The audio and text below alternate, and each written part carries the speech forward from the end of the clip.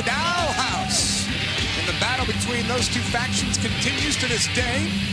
As we take a look at Velvet Sky, always a crowd pleaser, always a fan favorite. This is going to be a very tough test for Laura Dennis, and Laura Dennis knows that, JB. Wasting no time. I don't blame her. Go right after Velvet Sky if you're Laura Dennis here. And Laura Dennis, very confident. Yeah, you said it earlier, Josh. They're trashy, I'm classy. You know, if you're Laura Dennis, this is smart. You don't want to get caught up in the entrance of Velvet Sky. You don't want to get caught up in the fans getting behind Velvet. You get to her quickly, you take her down, and you try to win this match. Try to get yourself to the gauntlet. Try to get yourself to the pay window. Well, make no mistake about it. Laura Dennis has done her homework on Velvet Sky. And went with the approach that she's going to take some heavy offense early.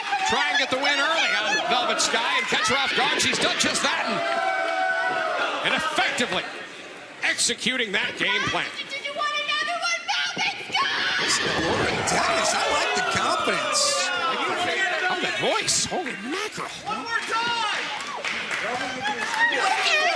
No trepidation whatsoever from Laura Dennis here. Called herself so cherry earlier.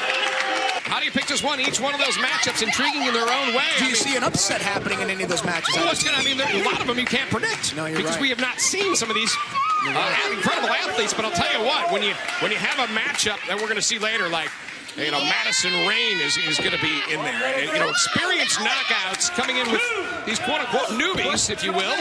Yeah. Aspiring knockouts. The question is, who's going to be on their game? Who's going to face the adversity of being in a foreign environment like this? If you're an aspiring knockout, not knowing what you're getting into, not having the experience the other knockouts have, and that's competing in this six-sided ring.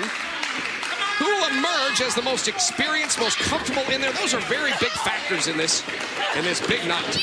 Well, we really should have cameras, JB, is in the locker room area throughout the afternoon, maybe in catering, to see these aspiring knockouts come in. It gets very territorial, to say the least. Covered here by Laura Dennis, hooks the leg, and Velvet kicks out at 2. You're saying we should have cameras in the knockouts locker room? Well, yes, one, but not because of the way you're going and your crass. Some international stuff on here. Are you kidding me?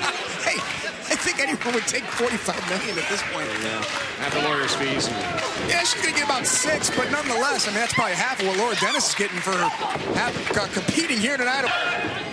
Just like that, Earl Hebner. Yeah, Earl. And look at this. Look at Laura Dennis. Oh, come on, Earl. Steal a victory. Earl. Their winner match, advancing to the gauntlet, Laura Dennis.